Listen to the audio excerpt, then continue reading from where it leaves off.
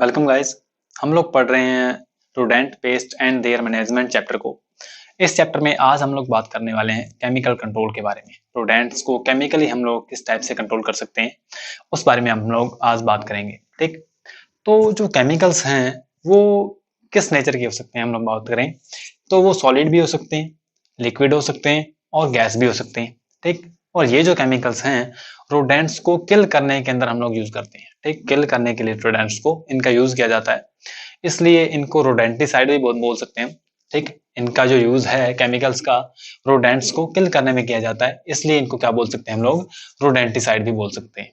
ठीक, और जो रोडेंटिसाइड्स का यूज है ये कॉमन एंड इफेक्टिव मेथड है जो रोडेंट्स हैं इनकी पॉपुलेशन को कंट्रोल करने का। ठीक, आइए नेक्स्ट बात करते हैं कि जो केमिकल्स हैं उनके अंदर हम लोग किन किन चीज़ों का यूज करते हैं। तो हम लोग इनमें जो अट्रैक्टेंट्स हैं, जो रिपेलेंट्स हैं, ठीक है, इनका यूज करते हैं। इसके अलावा जो फ्यूमिगेंट्स हैं उनका भी यूज करते हैं। इसके अलावा हम लोग क्या करते हैं कि जो किलर्स हैं इनका भी यूज करते हैं। तो आइए एक एक करके हम लोग इनको समझना शुरू करते हैं। तो अट्रैक्टेंट्स जो होते हैं, जो अट्रैक्टेंट्स होते हैं इनको हम लोग बेसिकली कहाँ पर अप्लाई करते हैं कि जो हमारे जो ट्रैप्स होते हैं, ठीक, जिसमें हम लोग रोडेंट को पकड़ते हैं वहां पर इनको अप्लाई किया जाता है अट्रैक्टेंट्स को। और जो रोडेंट होता है फिर इनकी तरफ अट्रैक्ट होता है और अट्रैक्ट होने के बाद में मैकेनिकली हम लोग क्या कर देते हैं, उसको मार देते हैं। मतलब जो ट्रैप है वहां पर वो फंस जाएगा क्या, ठीक है, अट्रैक्ट होके। अट्रैक्टेंट का जब हम लोग यूज करेंगे, अट्रैक्टेंट की फॉर्म में हम लोग बेसिकली किसका यूज करते हैं, जो एक्सट्रैक्ट होते हैं केवड़ा के, ठीक, या फिर लेमन का, या फिर हम लोग बात करें कि जो घी है हमारा उसका यूज करते हैं। तो हम लोग क्या करते हैं, जो ट्रैप होता है हमारा वहां पर हम इन अट्रैक्टेंट्स को अप्लाई करते हैं और जो रोडेंट होते हैं इनसे अट्रैक्ट हो जाते हैं और फिर वो क्या होते हैं, जो ट्रैप होता है हमारा उसमें फंस जाते हैं और फिर हम लोग क्या करते हैं, इनको मैकेनिकली किल कर देते हैं। ठीक, तो इस टाइप से जो अट्रैक्टेंट्स हैं इनका यूज किया जाता है। आइए नेक्स्ट बात करते हैं हम लोग रिपेलेंट्स के बारे में। रिपेलेंट्स के अंदर बेसिकली जो ऐसे हम लोग केमिकल्स का यूज करते हैं जो कि रोडेंट्स को टेम्परेली दूर रखते हैं। ठीक, जो रोडेंट्स को दूर भगाते हैं। और इसके अंदर बेसिकली जो हम लोग यूज करते हैं वो क्या है, एंड्रिन है, अल्फेनाफिल्थियोयूरिया है, माल्थियन है एंड जो साइक्लोहेक्सामाइड्स हैं, ठीक, इनका यूज किया जाता है। इसके अलावा जो अल्ट्रासोनिक वेव्स हैं इनका भी यूज किया जाता है रोडेंट्स को दूर भगाने में, ठीक है, रेपेलेंट की फॉर्म में। तो इसके बाद हम लोग बात करते हैं किलर्स के बारे में। किलर्स क्या होते हैं, ऐसे केमिकल सब्सटेंसेस जो कि रोडेंट को किल करने में काम आते हैं। ठीक है, तो ये बेसिकली ये भी क्या है, ये भी रोडेंटिसाइड ही है। और ये जो किलर्स होते हैं बेसिकली दो टाइप के होते हैं। ठीक, ये क्या होते हैं, दो टाइप के होते हैं, जिनमें से फर्स्ट जो टाइप है वो क्या, एक्यूट पॉइजन्स, जो कि मतलब मान लीजिए ऐसे पॉइजन जिनको खाने के बाद में या फिर अप्लाई करने के तुरंत ही क्या होता है, जो रोडेंट होता है वो मर जाता है। या फिर जो क्रोनिक पॉइजन, इनको हम लोग एंटीकोगुलेंट्स भी बोलते हैं। क्रोनिक पॉइजन क्या करते हैं कि जब इनको अप्लाई किया जाता है, जब रोडेंट्स के ऊपर इनका इफेक्ट होता है, इनको अप्लाई करने के कुछ एक दिनों के बाद में, कुछ देर के बाद में हमें दिखाई पड़ता है इसका जो इफेक्ट होता है, तो वो होते हैं क्रोनिक पॉइजन्स। ठीक, तो आइए बात करते हैं एक्यूट पॉइजन्स जो हैं वो कौन कौन से हैं। वो है रेड स्क्विल, नॉर्ब्रोमाइड है, जिंक फॉस्फाइड है, आर्सेनिक ट्राइऑक्साइड है, या फिर जो बेरियम कार्बोनेट है, थैलियम सल्फेट है।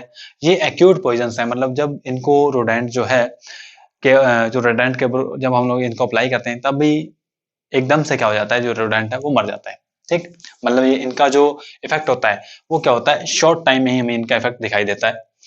अब उसके बाद में कौन से आते हैं हमारे पास, क्रोनिक पॉइजन्स या फिर जो एंटीकोगुलेंट्स हैं, ये हमारे पास आते हैं नेक्स्ट कैटेगरी के अंदर। तो जो क्रोनिक पॉइजन्स हैं इसके अंदर बेसिकली कौन कौन से हैं, रैक्यूमिन है, कॉमेरिन है, वारफेरिन है, ठीक है, रेटाफिन है, कैल्सीफेरोल है। और ये जो सारे सारे केमिकल सब्सटेंसेस हैं ये क्या है, एंटीकोगुलेंट्स की तरह काम करते हैं। ठीक है, ये क्या है, एंटीकोगुलेंट्स की तरह काम करते हैं। मतलब अगर मान लीजिए जो रोडेंट है उसके अंदर इंटरनल ब्लीडिंग हो रही है, ठीक है, या फिर एक्सटर्नल ब्लीडिंग हो रही है, तो जो कोगुलेशन है ब्लड का वो नहीं हो पाएगा और लगातार ब्लड लॉस की वजह से जो रोडेंट है उसकी डेथ हो जाएगी। ठीक, तो ये जो रोडेंटिसाइड्स हैं इनको हम लोग अप्लाई कैसे करते हैं, बेसिकली जो फूड होता है, ठीक है, फूड बेट की फॉर्म में हम लोग क्या करते हैं इसको, या फिर हम लोग बात करें कि जो पॉइजन बेट है उसकी फॉर्म में हम लोग इसको यूज करते हैं। और इनको यूज करने से पहले हमें कुछ एक चीजें पता होनी चाहिए। ठीक है, हमें कुछ एक जो चीजें परफॉर्म करनी पड़ती हैं। ठीक, हमें कुछ एक फंक्शंस परफॉर्म करने पड़ते हैं, जैसे जो बरोज हैं, जो बिल होते हैं चूहों के, ठीक है, या हम लोग बात करें रोडेंट्स के जो बिल होते हैं, हमें उनका सर्वे करना पड़ेगा। क्योंकि हमें पता करना पड़ेगा कि कौन से बिल के अंदर बेसिकली जो रोडेंट है वो रह रहा है, मतलब जो बरोज हैं वो अलाइव हैं या नहीं है।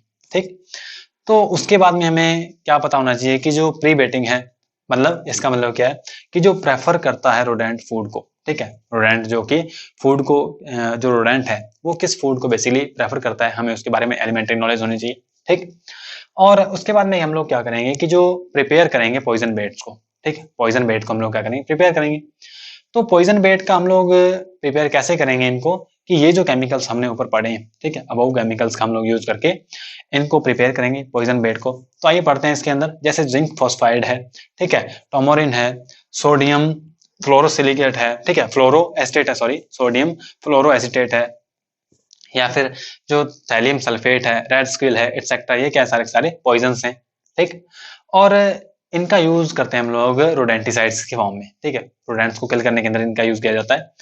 और आइए पढ़ते हैं नेक्स्ट कि ये जो केमिकल सब्सटेंसेज होते हैं, ठीक है, ये जो केमिकल सब्सटेंसेज होती हैं इनको हम लोग क्या करते हैं, जो फूड होता है जिसको रोडेंट प्रेफर करता है उसके साथ में मिक्स कर देते हैं और तब इनको अप्लाई किया जाता है। ठीक, और इसके अंदर होता क्या है कि बेसिकली जो हम लोग बात करें कि अगर हमने जो रेड स्क्विल है इसकी बेट तैयार करनी है, इसकी पॉइजन बेट तैयार करनी है, तो उसके अंदर हम लोग क्या करते हैं कि जो रेड स्क्विल है इसका एक पार्ट लेते हैं, ठीक है, 1 पार्ट के अंदर इसको लेते हैं, और 9 पार्ट हम लेते हैं फूड एंड वाटर के, ठीक, 9 पार्ट लेते हैं हम फूड एंड वाटर के। और अगर हमें जो बेट है वो तैयार करनी है जिंक फॉस्फाइड की, तो उसके अंदर हम लोग क्या करते हैं, जो जिंक फॉस्फाइड है उसका एक पार्ट लेते हैं, और जो फूड बेट है उसका हम लोग क्या करते हैं 49 पार्ट लेते हैं, और उसके अंदर कुछ एक वेजिटेबल ऑयल जो है उनका भी यूज किया जा सकता है। पॉइजन बेट का यूज करने से पहले हमें कुछ एक प्रिकॉशंस ध्यान में रखने पड़ते हैं। ठीक, वो क्या है कि जो पॉइजन बेट का हम लोग प्रिपरेशन करेंगे वो क्लीन वेदर में करना चाहिए। ठीक, अगर मान लीजिए कोई बरसात का मौसम है तो वहां पर हमारा जो पॉइजन बेट है वो अच्छी तरीके से प्रिपेयर नहीं होगा। इसके अलावा इसको अप्लाई जब करना है, ठीक है, जब इसको अप्लाई करना है तो वो बच्चों की पहुंच से दूर हो। इसके अलावा जो ऑपरेशन करते हैं हम लोग, ठीक है, जो पॉइजन बेट है इसका यूज करते हैं वो तब तक हमें रिपीट करना पड़ता है जब तक कि रोडेंट्स मर ना जाए। ठीक, और इसके बाद में क्या है कि जो पॉइजन बेट है उसको जो बोरोइंग है, जो बिल है रोडेंट का उसके अंदर तक रखना चाहिए, और ऑपरेशन के बाद में हमने जो हाथ होते हैं हमारे, ठीक है, हैंड्स होते हैं, इनको प्रॉपर्ली वॉश करना चाहिए। तो ये कुछ एक प्रिकॉशंस हैं पॉइजन बेट तैयार करने के बाबत, या फिर पॉइजन बेट जो है इनको अप्लाई करने के बाबत। ठीक, नेक्स्ट हम लोग बात करते हैं कि कुछ एक जो एक्यूट पॉइजन्स हैं उनके बारे में बात करते हैं कि कौन कौन से एक्यूट पॉइजन्स हैं जिनका रैंडमली हम लोग यूज करते हैं। तो वो क्या है कि सबसे पहले जिंक फॉस्फाइड है, और जिंक फॉस्फाइड जो है ये क्या करता है, रोडेंट को किल करता है कैसे, फॉस्फाइन को रिलीज करवा देता है स्टमक में। ठीक, फॉस्फाइन को रिलीज करवा देता है स्टमक में, और उससे क्या होता है, जो फॉस्फाइन होता है वो लंग्स के ऊपर अपना इफेक्ट दिखाता है, किडनीज के ऊपर अपना इफेक्ट दिखाता है, ठीक, और लिवर के ऊपर अपना इफेक्ट दिखाता है, जिससे क्या होता है कि रोडेंट मर जाता है। ठीक, अब ध्यान से बात सुनिए, लेकिन ये जो जिंक फॉस्फाइड है ये सेकेंडरी पॉइजन की तरह भी काम करता है। अगर मान लीजिए कोई रोडेंट इसको खाकर मर गया है, जिंक फॉस्फाइड को खाकर अगर कोई रोडेंट जो है वो मर गया है, तो अगर मरे हुए रोडेंट को कोई मान लीजिए प्रीडेटर मैमल या फिर प्रीडेटर बर्ड खाता है तो उसकी भी डेथ हो जाती है। ठीक, तो इसलिए क्या है कि हम लोग अगर बायोलॉजिकल कंट्रोल की बात करें तो बायोलॉजिकल कंट्रोल में हम लोग क्या करते हैं, प्रीडेटर्स का यूज करते हैं, तो वहां पर हमारे प्रीडेटर्स को भी खतरा हो जाता है, ठीक, इन केमिकल से। तो आइए नेक्स्ट बात करते हैं कि अगर मान लीजिए जिंक फॉस्फाइड से हमने किसी रोडेंट को मार दिया है तो उसके बाद में इसको दबाना ही पड़ेगा ताकि कोई मैमल है या कोई बर्ड है इसको खा ना जाए, ठीक है, ताकि उसकी डेथ ना हो। और एक्यूट पॉइजन्स के अंदर नेक्स्ट जो हम लोग पॉइजन का यूज करते हैं वो कौन सा है, वो है रेड स्क्विल। रेड स्क्विल जो है इसे सिलेरोसाइड भी बोलते हैं। ठीक, ये क्या है, एक ओल्डेस्ट हम लोग बात करें कि one of the oldest rodenticide है। ठीक, one of the oldest rodenticide है, और ये क्या होता है, सेफ होता है नॉन टारगेटेड स्पीसीज के लिए। ठीक, मतलब जिसको हमने नहीं मारना होता है उसके ऊपर अपना इफेक्ट नहीं दिखाता है। और बेसिकली इसका जो कॉमन नेम है वो क्या है, सिल्म्यूरिन इसका कॉमन नेम है। नेक्स्ट हम लोग बात करते हैं कि जो बेरियम कार्बोनेट है, बेरियम कार्बोनेट भी क्या है कि एक्यूट पॉइजन की तरह काम करता है, और जो रोडेंटिसाइड के तौर पर इसका पहले यूज किया जा सकता था, पहले यूज किया जाता था, क्योंकि इसका जो रिक्वायरमेंट है हमें, इसका जो रोडेंटिसाइड की फॉर्म के अंदर यूज करने के अंदर हमें जो रिक्वायरमेंट होती है इसकी वो काफी ज्यादा होती है। ठीक, इसकी रिक्वायरमेंट हमें क्या होती है, काफी ज्यादा होती है, इसलिए क्या हो गया, इसका यूज जो है वो बंद हो गया। ठीक, और ये इनमें से बेसिकली इनमें से जो हमने 3 ये पढ़े हैं, जिंक फॉस्फाइड, रेड स्क्विल और बेरियम कार्बोनेट जो है, ये हमने तीनों के तीनों जो एक्यूट पॉइजन्स पढ़े हैं, इनमें से जो सबसे प्रेफर किया जाता है वो जिंक फॉस्फाइड को ही प्रेफर किया जाता है, ठीक। और जो रोडेंट है उसको मारने के बाद में दफना दिया जाता है, ठीक है, बर्ड कर दिया, दबा दिया जाता है जमीन में। नेक्स्ट हम लोग बात करते हैं कि जो कुछ एक एंटीकोगुलेंट्स होते हैं, ठीक। एंटीकोगुलेंट्स जो क्या है, क्रॉनिक पॉइजन्स हैं। तो क्रॉनिक पॉइजन्स का भी हम लोग क्या करते हैं, यूज करते हैं। और जो एंटीकोगुलेंट्स हैं बेसिकली वो क्रॉनिक पॉइजन ही होते हैं। ये करते क्या है कि इन केस ऑफ इंटरनल या फिर एक्सेसिव, हम लोग बात करें इंटरनल और एक्सटर्नल इंजरी के अंदर, अगर इनका हम लोग यूज करते हैं तो लगातार ब्लीडिंग होने देते हैं, मतलब जो ब्लड क्लॉट है वो बन नहीं पाता है, ब्लड कोगुलेट नहीं हो पाता है, और एक्सेसिव ब्लीडिंग के कारण जो रोडेंट है उसकी डेथ हो जाती है, ठीक। और इनका जो एक्शन है वो भी डिले होता है, स्लो होता है अदर रोडेंटिसाइड की तुलना में, ठीक है। इसलिए इनको काफी ज्यादा प्रेफर भी किया जाता है। अगर मान लीजिए इनका जो इफेक्ट है वो काफी तेज होगा, तो अगर मान लीजिए कोई बिल के पास में रोडेंट मरा पड़ा है, तो अगर कोई दूसरा रोडेंट उसके पास में आएगा तो उसको पता लग जाएगा कि इसने इस पर्टिकुलर चीज को खाकर ही मारा है, तो जो दूसरा रोडेंट है वो उस चीज को नहीं खाएगा, ठीक। कॉमन परसेप्शन है हमारा। और अगर इसको मतलब इसका जो हम लोग बात करें इफेक्ट है वो डिलेड होता है, स्लो भी होता है, इसलिए जो रोडेंट होता है लगातार उस चीज को खाता रहता है, ठीक। जिस बेट का हम लोग यूज करते हैं, पॉइजन बेट का यूज करते हैं, तो रोडेंट उसको लगातार खाता रहता है। और इसका एक्शन स्लो होने के कारण क्या है, बेट शाइनेस भी नहीं आती, मतलब जो बेट है उसको खाने में भी नहीं कतराता है जो रोडेंट है। इसके अलावा जो पॉइजन एवर्जन, मतलब जो पॉइजन है उसके लिए उसको कोई घृणा भी उसके अंदर डेवलप नहीं होती है, ठीक। वो मतलब उससे दूर नहीं भागता है, क्योंकि ये क्या है, एक स्लो पॉइजन की तरह करते हैं। और इनका जो रिक्वायरमेंट है हमें, जो एंटीकोगुलेंट होते हैं इनकी रिक्वायरमेंट हमें काफी कम अमाउंट में अंदर होती है, ठीक है, काफी कम अमाउंट के अंदर हमें इनकी रिक्वायरमेंट होती है। और कुछ एक एंटीकोगुलेंट्स हैं, जैसे क्या है, फ्यूमेरिन है। फ्यूमेरिन का जो इफेक्ट है वो वेरी करता है 5 to 20 डेज के अंदर, ठीक है। और रेटस रेटस रेटस नॉर्वेजिकस और मस मस्कुलस के अंदर इसका हम लोग यूज करते हैं, ठीक है। इनको मारने के अंदर बेसिकली इनका यूज किया जाता है। नेक्स्ट है जो हमारे पास वो क्या है, वारफेरिन है। वारफेरिन जो है इसका जो इफेक्ट है वो कब आएगा, लगभग 6 to 14 डेज के अंदर इसका इफेक्ट आएगा। और ये वाइड स्पेक्ट्रम रोडेंटिसाइड है, इसका काफी ज्यादा यूज किया जाता है, ठीक। और नेक्स्ट क्या है, डाइफेसिनोन है हमारे पास। और डाइफेसिनोन का जो इफेक्ट है हमारे पास वो 15 to 17 डेज के अंदर आता है, और रेटस रेटस को किल करने के अंदर ये काम में लिया जाता है। इसके अलावा क्या है, क्लोराफेसिनोन है। क्लोराफेसिनोन का जो इफेक्ट है हमारे पास वो 10 डेज में आ जाता है। कैल्सीफेरॉल जो है इसको अकेला भी यूज किया जा सकता है कैल्सीफेरॉल को, या फिर इन कॉम्बिनेशन विद जो वारफेरिन है, इन दोनों को मिलाकर भी यूज किया जा सकता है। और इसका जो इफेक्ट है वो हमें 7 दिनों में मिल जाता है। कीमोस्टाइलैंड जो वर्ड है ये 2 वर्ड से मिलकर बना है बेसिकली, कीमो और स्टाइलैंड्स। तो मतलब ऐसे केमिकल सब्सटेंसेस जो कि जो रोडेंट्स हैं उनको स्टेराइल कर देंगे, ठीक है, जो डेवलपिंग गोनाड्स हैं उनके डेवलपमेंट को रोक देंगे, ठीक। कैसे कि जो डेवलपिंग रोडेंट्स होते हैं उनके अंदर जो गोनाड्स डेवलप हो रहे होते हैं उनको रोक देते हैं कीमोस्टाइलेंट्स, ठीक है।